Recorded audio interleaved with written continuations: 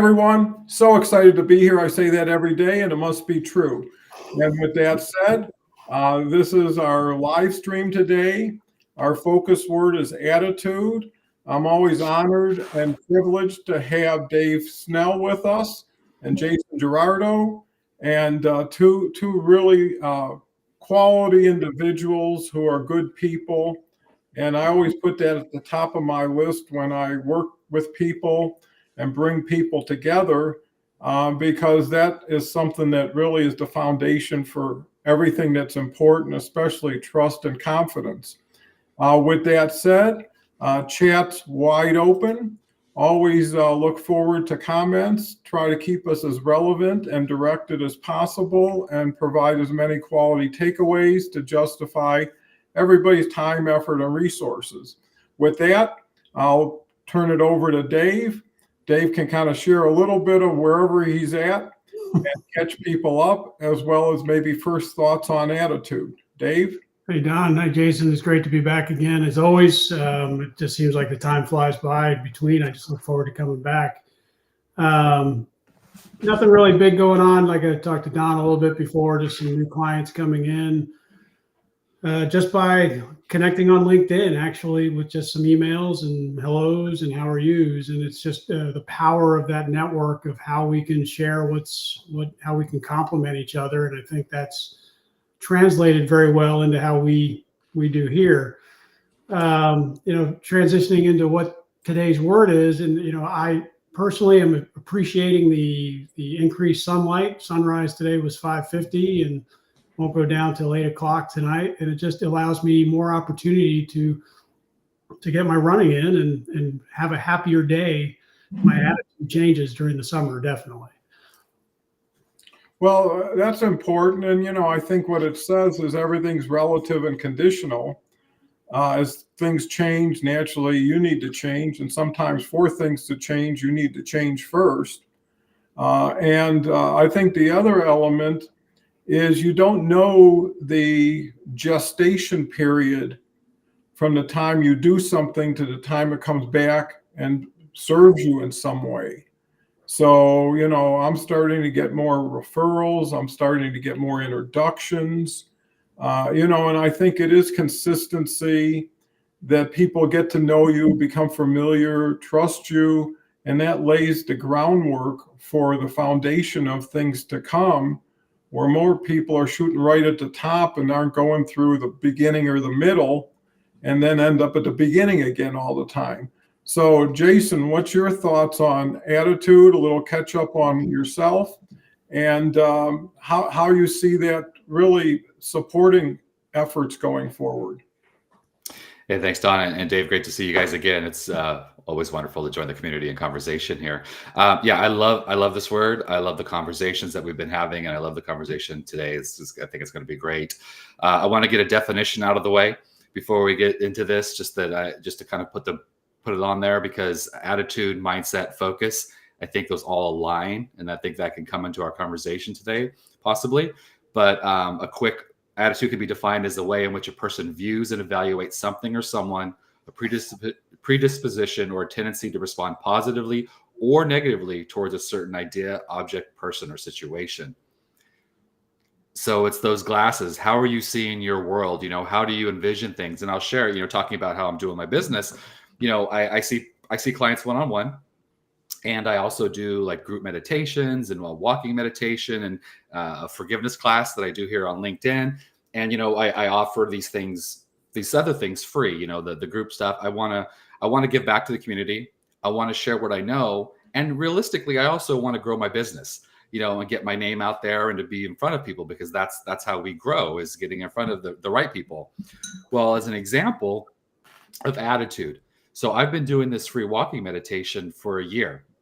Sometimes 10 people show up, sometimes no one shows up, but I always show up. And it's just, I'm there. I put the effort out there. I'm prepared. I'm ready. I enjoy it. A lot of times my wife joins me. And so if no one shows up, then we just take a nice walking meditation together down this beautiful area where we live. But this weekend specifically, no one showed up. And my wife actually stayed home. And I could have had the attitude of, oh man, no one's showing up and this is bad and this is negative and it's not working. And, people, you could go down that negative route. But, I said, you know what? I'm here. I'm present. It's a beautiful morning. You're talking about the weather. I'm out here in California and the sun's up. It's a beautiful day. The birds were chirping. I met a new cat. There's a cat running around down there that I got to make friends with. And so that, have an attitude of being positive. And then I walked downtown and we have our farmers market the same day. And I was talking to someone I know through the chamber and we were just chatting. And a woman walked by and she said, oh, hey, don't you have your walk right now? And I was like, well, I did, but unfortunately no one showed up today. But she's like, oh, and she was actually wearing a cast. And she goes, well, this is my excuse. That's why I didn't show up. But she saw me. She knew me. She was aware of it. I'm out there. And that was like, oh, so it is working. So, I was looking for one result and I could have had a negative attitude because I didn't get that result, but it had the other result, which was just as positive, if not more positive. So that's what I'm going to open with. Yeah, if I may, real quick, I think that's a brilliant opening, Jason. And it reminded me that we never know who's watching. I'll take a little different direction. The last 2 weeks I was telling Don a little bit, I've been in a bit of a funk. And I think it was last Thursday, I got a text from an old shipmate. He's still deployed again. He's retired, but he's a contractor. And I noticed that he'd lost 50, 60 pounds. And I said, hey, congratulations, good stuff. What's going on? He goes, well, thanks to you, Dave. And I was like, well, what did I do? He goes, well, you were, big reason for this. And it reminded me that you never know who's watching.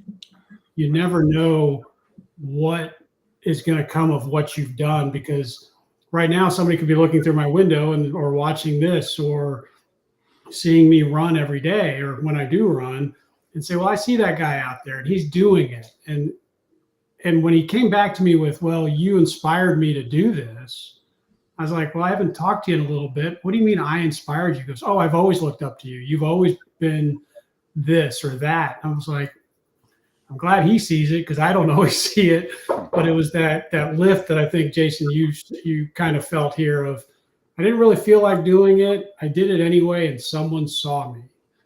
And the action had a positive impact on somebody else. And I think that will help drive our attitudes if we realize that people are out there watching, whether we see it or not. We know that they are not. Like somebody could be watching this 3 weeks from now and go, wow, that really inspired me. And we'll never know, but we just always have to put that consistent, positive foot forward at all times. Yeah, gosh, that's such a great share, because too many people are stimulus response oriented. Right? I do something, I got to see something. I got to get something, right? You add two things together and nothing changes. You wonder, why would I do that again? But something could have changed and not come back to you, right? What you put out there won the day for somebody or somebody's, but they'll always remember where it came from. They may not always know how to return it, and they may not have something to return. But I think that goes with the whole go-giver philosophy, that if giving is in its own self a reward, you win, and then you have the potential to win again. And if not, the share made other people want to win or become winners, and that should be enough. But too many people add up the numbers before the numbers are actually in, right? It's like an election where you got 10 votes, and you got 1 million to go. And, it's hard to declare a winner at that point. But, there are trends. And the other thing is diversification, right? If you're going to have 6 different targets, no one target's going to mean win or lose, right? A couple things may be working. Some things aren't in a position to work yet because you haven't done it well enough or you don't know it. So rejection is a way of standing back a little and asking why, but more importantly, not ask yourself why, because you've already taught yourself too many times. It's going out and reaching the population you're working with, and that's where polls come in. And I met people look at what it is and sometimes frame it in what it means to them, but as opposed to what it could mean to other people and then them. So I'm always picking up at least one or two, three quality people every week from doing the polls. My polls get about 90 plus responses. And out of that, there's probably two or three either new people or people that took the initiative. And I found, especially on LinkedIn, you're better off reacting to people who already reached out to you somehow. They've already put their hand up and says, I'm going to take your poll. I'm going to look at your profile. I'm going to comment on your post. That's where the live today people are. Too many people go back to the well with how many thousands of connections they have and think, and maybe sometimes that works too. So I think having a cohesive, comprehensive strategy, but having patience, having the time to let it. I mean, some people make whiskey, it takes 14 years before someone can drink it, right? And so, and if you didn't know that, you're thinking, well, hey, there ain't no way we're going to hold off for that long. And I think that's important. So we've got our comment here from Omar. Omar's just a great guy, and I don't just say that to say that. He's doing a lot for the community. He tutors a lot of kids during the week. That's his main goal and job. He also has Zoom Party, which is his own show. And I've been on it many times. My grandson's been on it. My wife's been on it. So, he is a kind of guy that once you know him, he looks forward to working with you. And that's the whole thing, of building alliances in different ways, leveraging with somebody in their audiences that may be separate than yours, but, could be valuable in its own right. Carl's here, who's part of our every other Thursday cohort group. Carl's doing some amazing things. Actually got some pretty quality referrals from indirectly Beverly. He has his own newsletter every day. Just launched his second newsletter, which is a weekly newsletter that really is a compilation of all week's newsletters. And some people like it some ways, some people like it other ways. Some people could be a daily reader. Other people prefer to be a weekly reader. Carl has a show that precedes mine every Tuesday and has some great guests. I've been on it. So thank you so much, Carl, for tuning in, supporting the show. And, everything is reciprocal, especially on LinkedIn. You don't forget the people who show up for you. You try to find ways to promote them and ratchet up together. And I think that's the ideal definition of community, is not just people coming together, but people coming together to help each other. So Dave, I know you're involved with a lot of communities, and I'm sure attitude plays a key role in how one's perceived, and also creates an opportunity to say, hey, this person's a comfortable person. This person's easygoing, non-threatening, trustworthy. It's the attributes, I think, that get you in the door. Not so much, here's who I am, what I do, and what I've done, because everybody's got that story. So Dave, how do you integrate that into your everyday initiatives? Well, first, let me say hi to Omar. It was great, very wonderful to talk to him. We're hopefully going to reconnect here in a couple of weeks to do a show together, one of his technical side. And Carl, congratulations on the 5K as well. Don and I were talking about that earlier. It's funny you mentioned, how do I integrate that and how do we convey our image to people with attitude? Because I was just having this conversation with a couple of teenagers here locally in my neighborhood just yesterday, actually, because one of them is interested in somebody and not really sure if they like them back. And, I said, well, how do you convey yourself? What image impression do you give off? Do you give off you're happy-go-lucky, approachable, or do you come across as frumpy, kind of angry? Do you look like you're in deep thought, or do you look like you're angry? There's a perspective of the aura that we put out will drive how people approach us. And if you come across as the frumpy, angry, I'm always in deep thought and I can't be disturbed.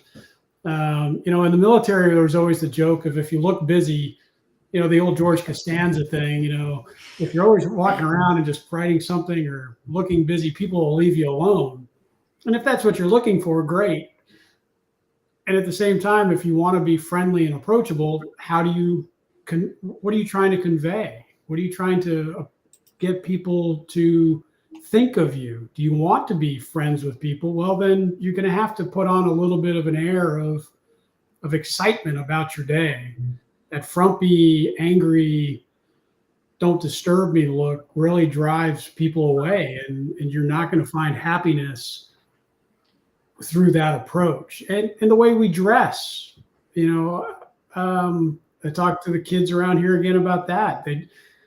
I never got into the 90s, the styles or even some of the 80s styles. And I always knew that I had to dress a certain way to come across in the right light. With the military, Jason and I, we know that we're kind of driven for a while by our standard when we had to wear a uniform.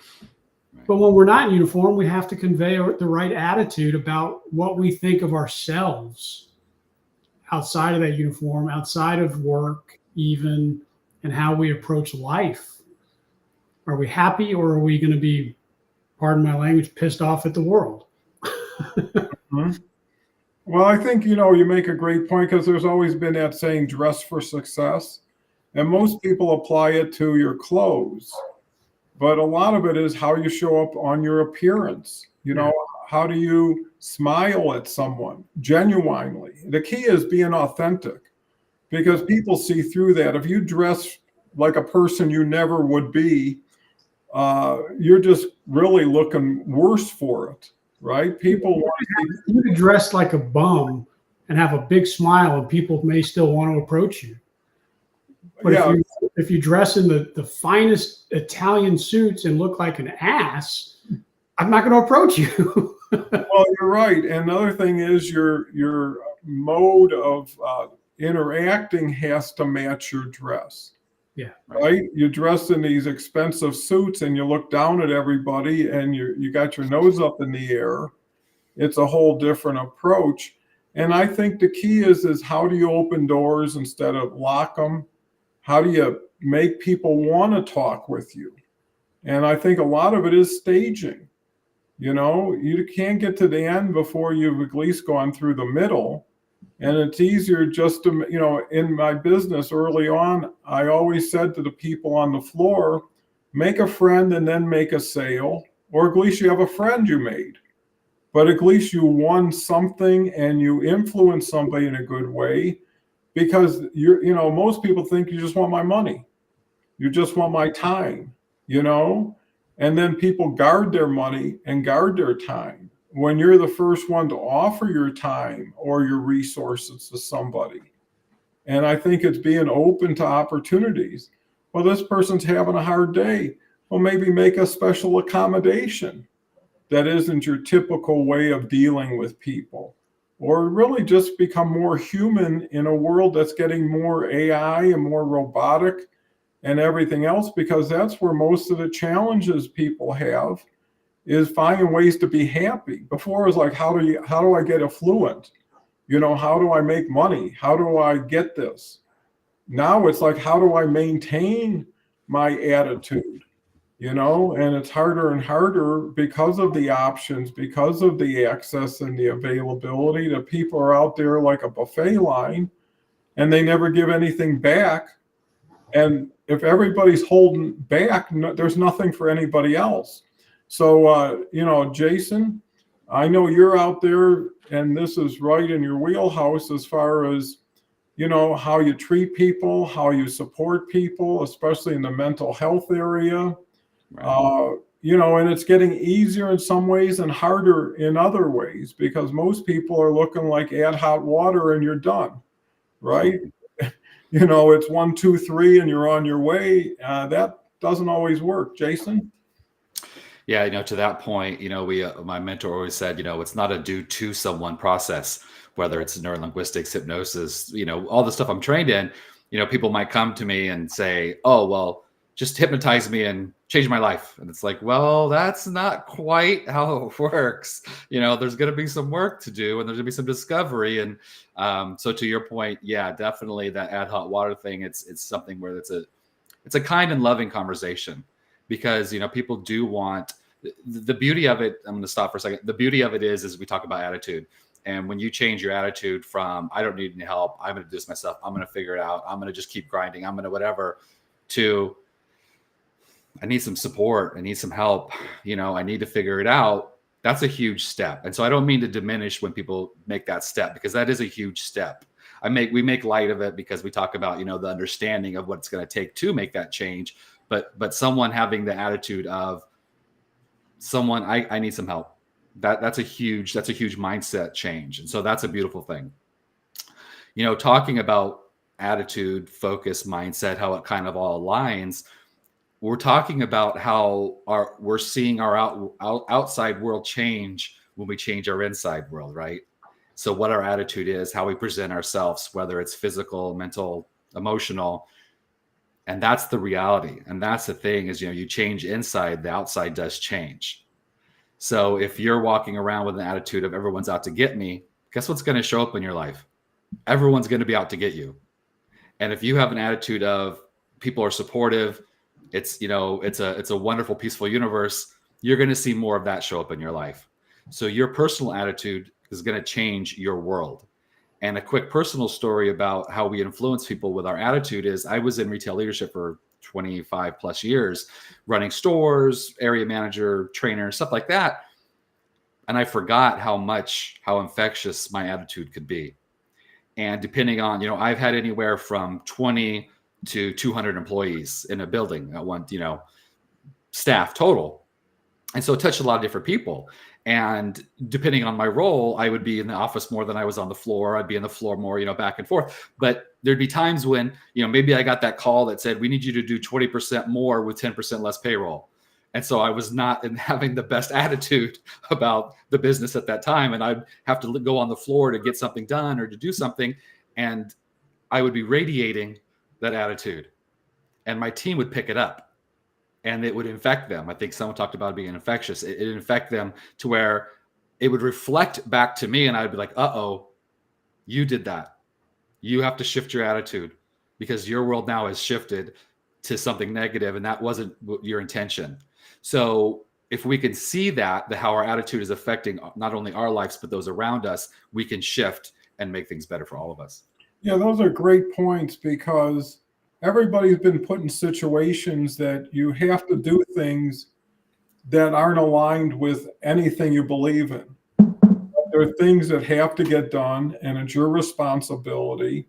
And there's that separation between me and it, and you can't take things too personal. And the other thing is that nothing is done for you in a sense. The story of, well, he woke up on the wrong side of the bed, right? And there's days you wake up and you're either carrying yesterday with you, because it doesn't take long before you open your eyes to think, "Oh, geez, here's where I'm at," or "Here's what I'm still dealing with."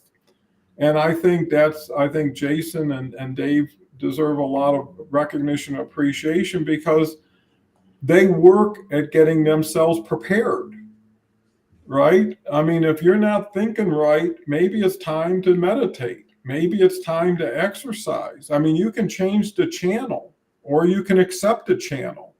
And then everything you do that day is going to be framed, "I don't think it's going to be a great day. I don't feel great about this," or "I got to go meet somebody I can't stand, but I got to do it." And if you get to the position where, I was actually listening to something, Sylvester Stallone he's got this series of things he says every day. And it's only like 60 seconds or something.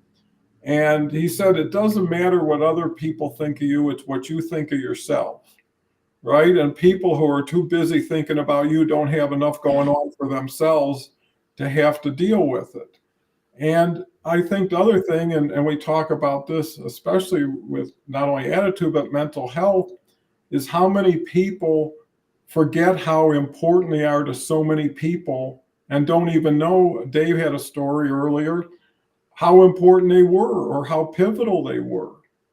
And, when you just think, hey, I'm nothing, no one likes me, no one cares about me, you just get into that downward spiral.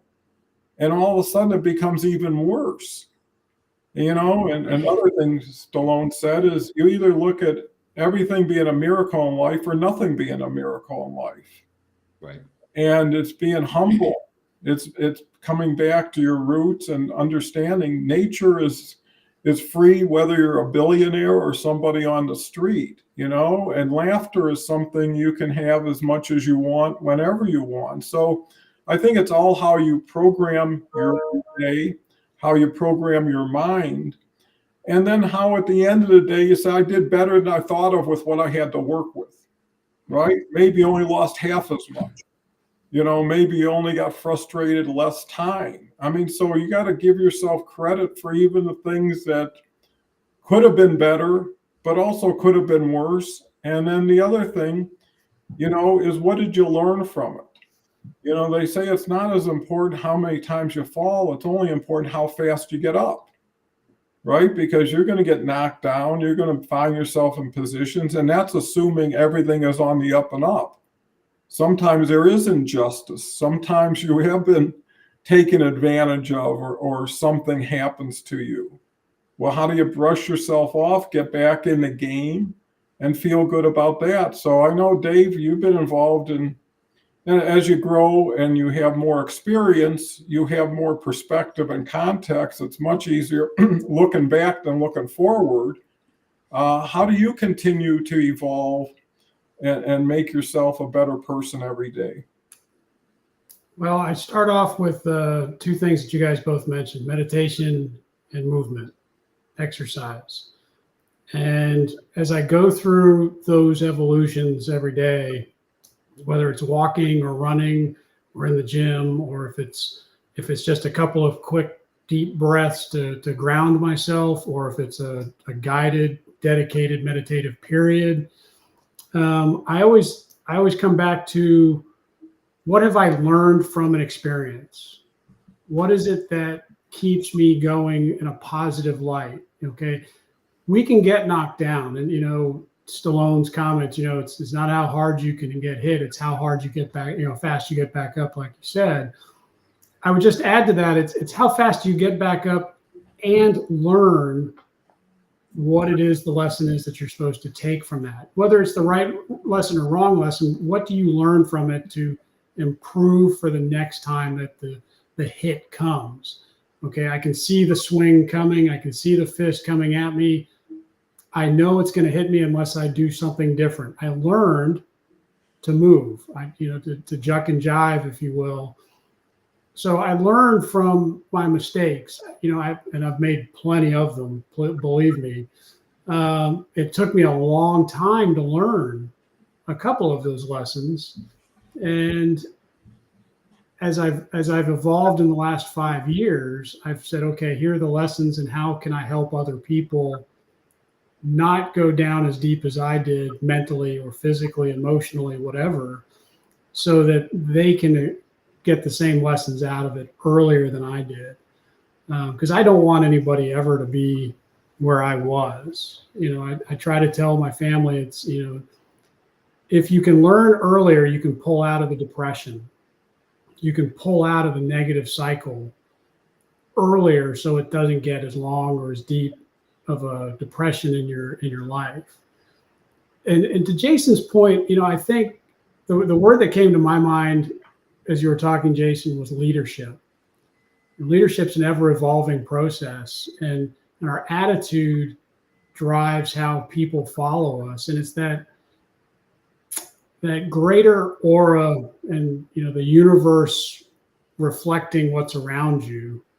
I was just having this conversation with my daughter last night on faith and religion, and whatever it is, there is some relationship between us, and what we put out, the universe will give back. And we have to have faith that there's going to be some positive return in the future, no matter what we're going through negatively. If there's a positive return in the other end, it'll come out of us, that we can see a light somewhere in the near future, if not the long-term future. And how we approach these problems will drive how fast or short that positive comes back. If we have a negative attitude, it's going to take a longer time for that return from the universe to be positive, because it's going to repel away from you otherwise. It's just like a magnet. So why not have a positive attitude? You're not always going to be, and my daughter made this comment last night, well, I don't see anybody just 24/7 smiling. No. And at the same time, they know something positive will return through the negative at some point. I hope that makes sense. Yeah, I think it makes perfect sense. And I think people have to understand one is a very small number. And if all you have is you and that's everything, it's never going to be enough. And I think that's where understanding community is so important. Your family is so important, because they're going through the same things you are for different reasons, for different events. And when people can come together, you forget about yourself when you're working with someone who's in bigger trouble than you. Yeah. Right? I mean, look at all the first responders who got run into a fire or get into a dangerous situation. Why? Because they're looking to help somebody. And and some people are the bravest people in the world who nobody would have considered. Comes to mind, there was a basketball coach for the Nuggets here, Doug Moe. And we used to go to lunch a lot. He used to do a lot of my commercials on air. And, he was very successful, had a huge career with the Knicks, and then became a coach for 3 NBA teams. And he said, you know what? My biggest fear is flying. And if you're an NBA coach, you're flying half of the season, right? You got to get on a plane if you're going to play in LA or New York. But the point he says, you won't believe this. I've been in 2 or 3 situations on a plane that were emergency situations.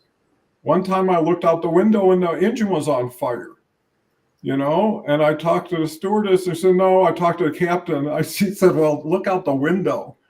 I don't need to talk to the captain. But you know what he said? As soon as that happened, I was the last person on the plane. I was helping people off. I was going to elderly people. And it happened again when the wheels weren't coming down on landing, and we had to make a special landing. So it's just interesting how when everything is okay, you tend to find more reason for fear. But when something real shows up, you tend to deal with it more directly. And, at sometimes you just got to be your own best friend, and you got to forgive yourself sooner than you usually do. You got to put things in the past that have no reason to stay in the present or the future. And it is that time of reflection and review, when you turn frustration into fascination. And sometimes all you can do is laugh or you'll cry. This is so incredibly bad, you almost have to find some humor in it. So, Jason, I know you're meditating, you're walking. Hopefully all of these things are kind of universal. I don't think there's a bad meditation. I don't think there's a bad exercise, and everything is a beginning, and it builds momentum and direction towards the next step. Because if you take a quality step, you'll like it, maybe you'll take a bigger step. But I think the last thing anybody wants to do is freeze, right? Stay in the moment, let that loop keep knocking you down, and really putting a lot of turbulence and resistance to your future. Jason? That's a lot there. So I'll try to be succinct as possible. So much great conversation today. I'm actually writing an article right now about where do you start, like in meditation. People think it's this big daunting thing, and it's like, go into a room by yourself, turn your phone off, take one breath, be present where you're at, and start there. And that's it. So we can all start with that one first step. It all starts with one step, right? To speak to that, the thing that I was thinking about when both of you were talking is about where we're at when the stuff hits the fan. That's based on your story. That's on who we truly are. That shows our attitudes, our beliefs, our values, those filters that we have that makes us us. And you can change those things and you can adjust them if they're not serving you. But the reality is that what shows up in those times of stress or whatever, that's who we truly are at our core, at our base.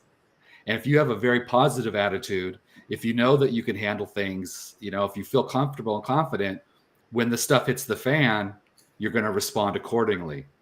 But if you have a mind, if you're thinking like, oh, I can handle whatever, but it's just surface level, you feel that, but deep down you're scared.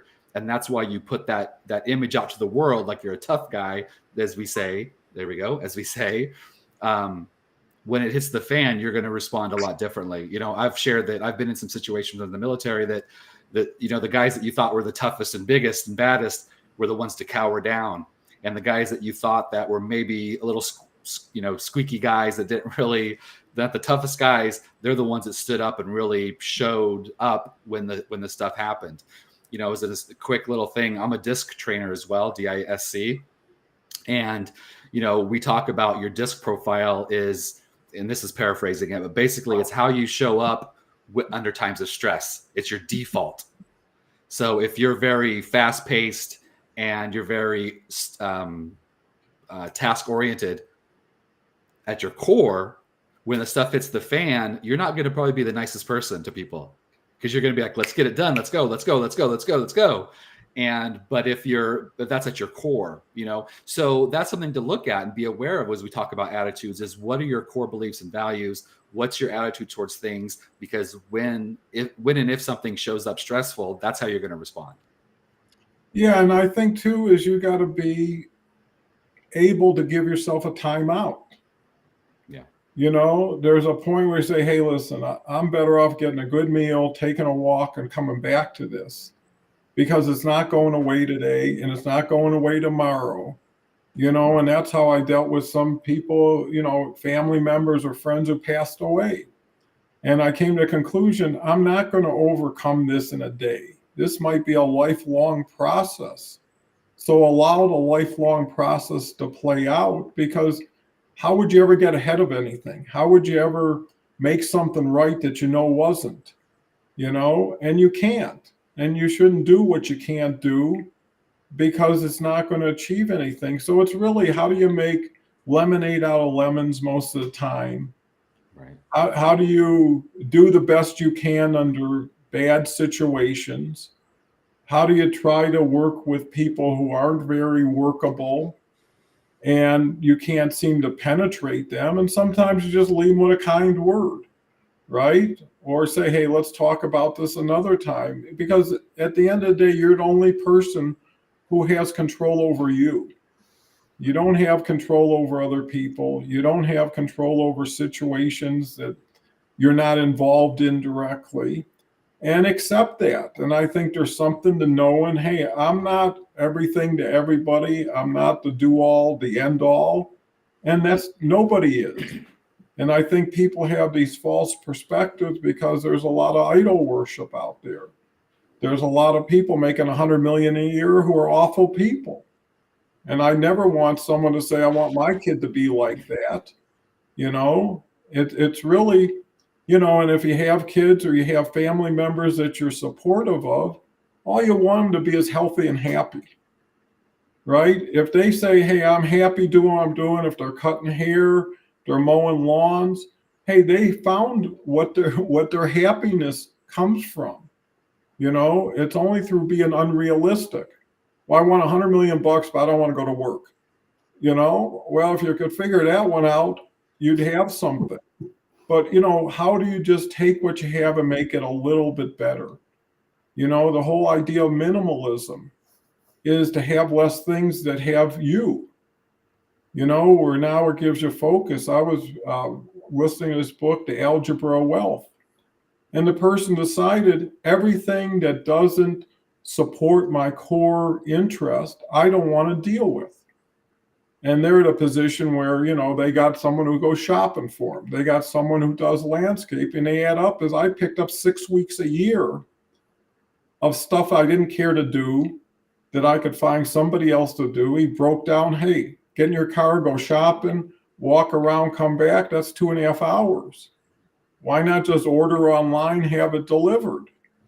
So it's really taking inventory, because most people are full up.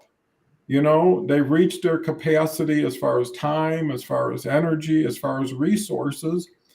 And instead of going back and say, okay, just like a closet, can I get rid of 30% of this stuff?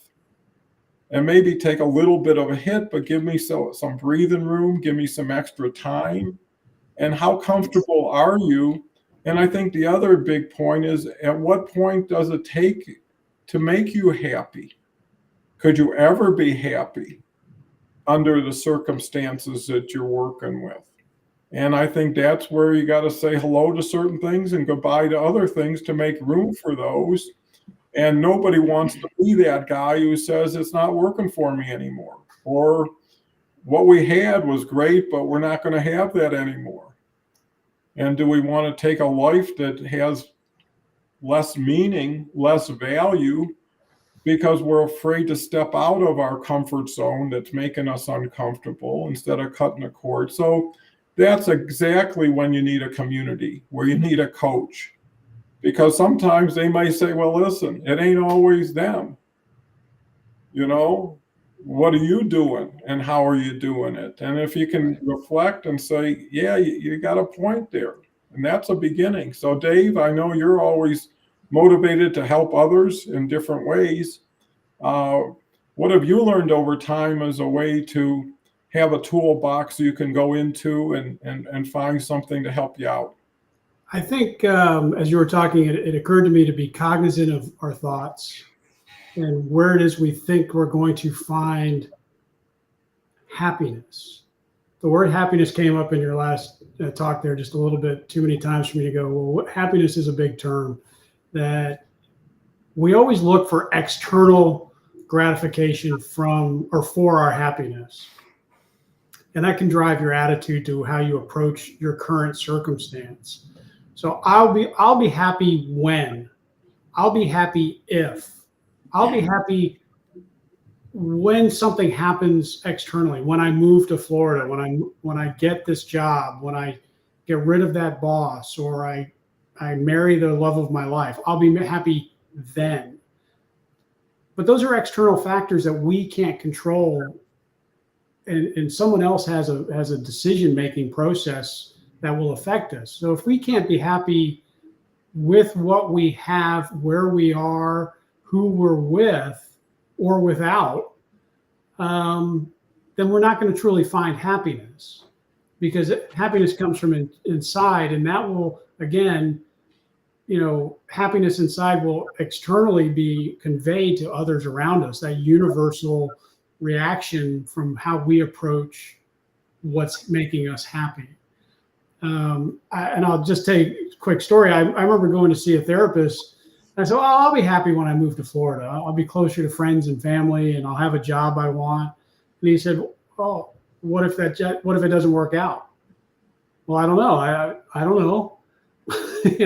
I thought that would make me happy. Well, did it make you happy when you changed to this job you're in now? I'm like, no, I got miserable again. Well, I had to take that internal look at what it is that I think will make me happy, and really take steps to see internally. And meditation, I want to come back to that as well, really helps us look inside and calm our mind when we're being beat with an external stimulus. Hey, I'm really getting beaten up and I can't take this, or this is too much. I'm getting to my breaking point. Just those couple of deep breaths, going into your room without your phone, and one breath can really say, look, those are external factors. I can't control them personally. I'm not going to let them affect my attitude, my happiness, my perspective to my family, my coworkers, my friends. I'm just going to control myself. And those couple of deep breaths and feeling the body can really take us away from, okay, those are stressors that I can't control. I have no impact on how that person thinks about me if I've done everything I can personally. Did I put in my best effort at work? Yes. Then I can feel good about my life. Oh, but that guy hates you. Who cares? That's not my problem. It's his attitude or her attitude. That's their problem. I can't control them. And I think when I found those things out, my happiness is internal. I can't control someone else's approach. My attitude changed towards life. Things really don't impact me as deeply as they used to. I'm not saying I'm immune to stressors or impacts from other people's words. I just don't let them dominate my narrative day to day to day. Well, I think that's so key and so important because one asks themselves, you just got through something that was frustrating or disappointing or really hurtful. And then the next person you talk to, you don't share that with them, but you expose them through how you treated them, right? Someone comes in the house and you get sharp with them, or someone spills some milk and you go like nuts about it. And you know the milk wasn't important, but you couldn't not only handle what you're dealing with, but you couldn't restrain yourself from making someone else's day worse for it, right? Because someone didn't know what just happened to you. Someone doesn't know, and all of a sudden you yelled at them.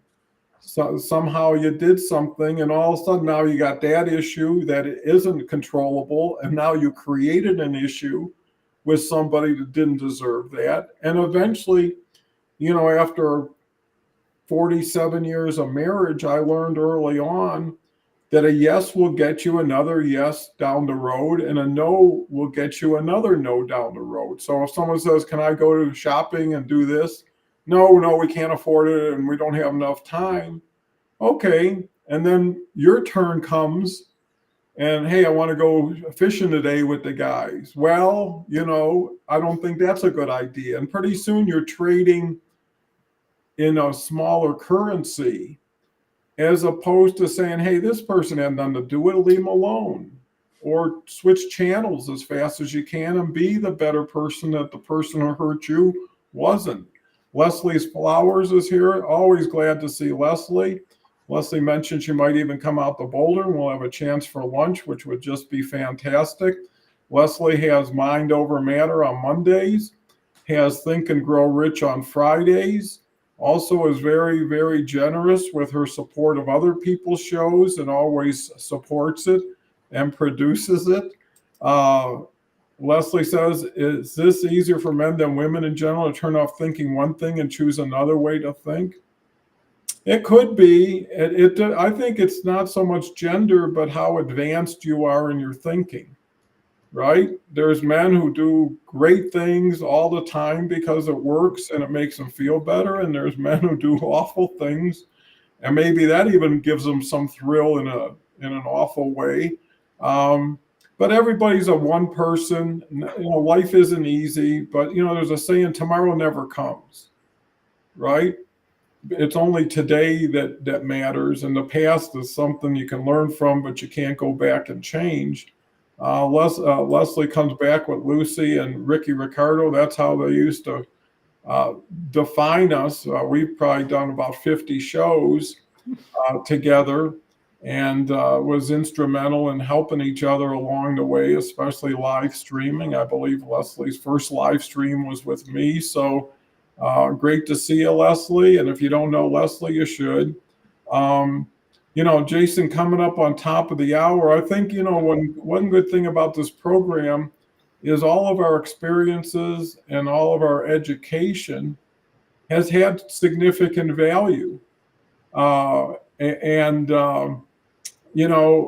being able to share this with people who don't have to go through all of what you went through to learn that lesson. Right. There's a dividend to say, that was a terrible experience. But I learned so much and I'm going to share it with people. And maybe they'll think some of their worst experiences were their best teachers. After you've gone through something, a terrible storm, you're just happy to be alive sometimes. You're more grateful for things you take for granted. And until you see, I'd say a sobering effect is go into a hospital any day of the week and look at the people and what they're dealing with at different levels. And ask yourself, how fortunate am I, just to have freedom, just to have health, just to have the opportunity to choose. And I think as you get older and older, it is so you don't think of Corvettes anymore. You don't think of expensive suits. You think of, hey, can I walk today? Can I have people around me today? Yeah. And so many people, they rush through life and they never enjoy anything around them. They take it for granted. They think that's a given. Now I got to add more to it. There was a quick kids story, Dr. Seuss, I used to read my kids when they were younger, and it was all about Yertle the turtle. And if you never heard it, Yeah. it was about a turtle that built himself up on every other turtle's back and became the master of everything he could see until one turtle decided, I'm done with this, and the whole pile fell down. Leslie says, you and Ann, well, that's true too, with Ricky and Lucy. But I think it's the fun, it's the joy, it's the laughter. They always say, live every day like it's your last, because one day it will be. And if you knew today was your last day, would you focus on your bank account? Would you focus about your social status? You'd probably be saying, hey, how do I get around everybody I love and care about and share a little bit more with them, or give them a little bit of an easier time when you're gone? And why not do that in addition to that? So many people, they wait until it's an emergency. How many people say I love you to somebody? Sometimes it takes a miracle. And other people won't end a conversation without including that into it. Right. And I think those are the things you look at, because those are the things that really matter at the end. One more comment from Leslie. It's interesting how we reserve being grateful for one day a year, don't you think? Or the fear of death. And you're so right. And death is inevitable. No one gets out of here alive. It's coming. Right? And the key is, if you know the end during the story, you have nothing to lose by playing. Because they say that there was an Alison Krauss song called "The Lucky Man," and she said the phrase in there was the next thing to playing and winning is playing and losing. Right? Because you're playing, you're on the field, you're giving it your best, and tomorrow's another game. So with that, coming up on top of the hour, Jason, what's your thoughts at this point? Great conversation today. A couple points to the last one. Think about the bag of cookies or the bag of chips, where you're going through mindlessly and you're just eating cookies and chips, whatever, say it's a small bag. But boy, you get back to those last few cookies or those last few chips, you start to savor them a little bit more. Don't let that be your life.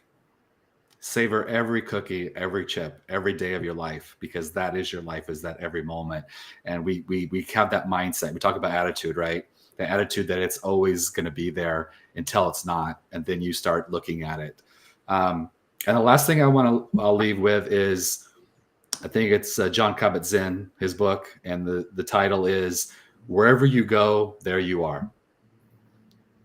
Your attitude dictates the environment and the world you live in. So why not make it a great one? Perfect. And I think, how you define yourself is who you are. And, when you're grateful, when you're humble, when you're down to earth, and when there's enough abundance for everybody.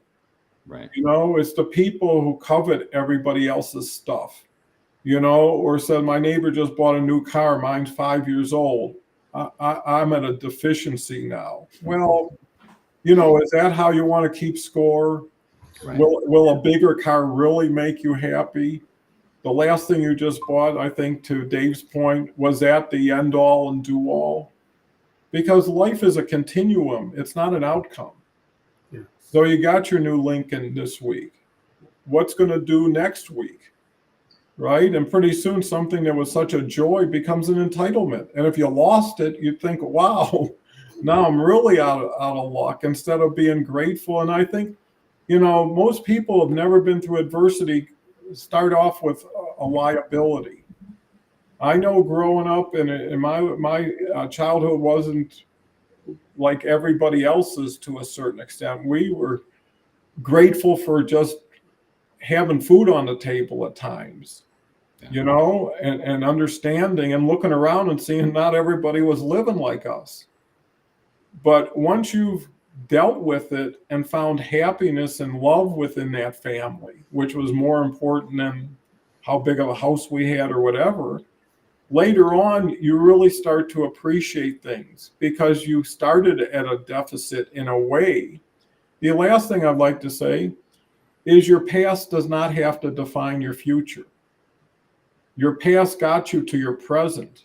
Where you choose to go and how you choose to get there is a brand new day. They say every day is the first day of the rest of your life. Well, just like anything else, like a chalkboard, why not take the eraser, clean it off, start fresh, and be whoever you want to be? And I think that's the key to reinvention. And that's the key to pride, because you can say, because of what I did, I'm happy now. And if you can invest in self-care, you'll be strong enough to help other people possibly get over the hump. Okay, Leslie has a few more. They were separate thoughts. I adored my used black Mercedes diesel sedan. I think gratitude for what you had is important too. It made me feel like a queen. Sometimes I got these little coconut candies, right? And I'm kind of like a dog with a treat. So sometimes when things aren't going good, I only eat one at a time. I say it's time to treat myself to something, right? And they're easy to get, and they're not very sick, but it's a pause, it's a joy, simple pleasures that you can repeat at will are so important, like the sunshine, like the birds, like everything else. So Jason, what's your final thoughts? And I'll give it over to Dave to finish the program. I think I'm good. I've said it all. Attitude of gratitude. I think you summed it up. Yeah. Well, that's great. And Dave, I was thinking as Jason was talking, I wrote down, the old saying, you only live once. Well, no, you live every day. And then Don, as you were talking, I'll just finish out with, erase your day. I mean, it's in the past. And the brain goes through a mental, erase the board every night when we dream. So what happened in the past, our brain tries to wash it out and say, okay, that's there. It's a memory. It's not a fact today. Each time we wake up, we have new opportunities. So instead of looking at our past, because we can't live there every day, you can't go back and change it. What can I change in my attitude today to move forward through that erasing of all those old memories, and just say, look, here I am. Well, and I think like Jason just said, wherever you are, that's where you are. Yeah. And I think being happy to be alive, being happy to be blessed with others, and also being generous enough to be living vicariously through others. Like if my wife does something and she gets a great honor, I am so excited. If my kids or my grandkids are doing something, I couldn't be happier for them. I would rather have them have their first taste of an ice cream as opposed to my 100th taste of that ice cream. You just reminded me of my grandfather. Every time I did something, he would just terrifico. And I'm like, I could have done the most mundane thing, but it would be terrifico. And he would always do it with his arms up in the air like this. And it's just a good memory. Thank you, Don. Well, that's so cool because it reminds me when we had our kids and we had our kids later, we were together and married for 14 years before we had our first child, is I heard this study, and it says kids by the time they're 5 years old get 25,000 no's and 5,000 yeses. So I decided, well, let's change that balance. And when the kids were 2 or 3 years old, they only know what you tell them, and you only tell them what you want them to know. No matter what the question was, you're right. It didn't matter what the answer was, you're right. Congratulations. And pretty soon everybody's like, hey, I'm smart. Or dad really thinks I'm pretty cool. So you got to feed that process of confidence, of security. And really the knowledge is no matter what you do or who you are, I'm still with you. I may not always like you, but I always love you, is a good way of putting it. And you want people to know there's someone backing you up, and one last thing on top of the last thing, just like Monopoly, you pick up a chance card, you get a get out of jail card. And I'd always be giving that to my kids. You did so great that if you need something, you got something built up in the reserve there in the bank, and I'll take care of it. If your car breaks down, remember, I'll put an engine in it or whatever it was. Last thing, Leslie says, curious as to Dave's view, then comes back with brain or mind distinct. Interesting. Mind, The mind that thinks it's cellular, the brain is an organ. Why do we interchange such totally different things with different attributes? So true. And I think that's where reading, watching videos, learning from others. There's so many great thinkers. There's so many great authors that have put their time and effort into providing this information. Trust it. Take advantage of it. No man's an island. It's too lonely. It's too self-sufficient. And, if you can be a team player, you win when the other players on the team win, not just when you win or being part of that team. So with that said, want to thank the audience, especially Leslie, who has just machine gunned all these comments and never ending with her wisdom and knowledge. And want to thank everybody else for watching, especially the people we'll never get to see or know, but hopefully brought value to them. So until next time, thank you, Dave. Thank you, Jason. And come back tomorrow. It'll be Kelly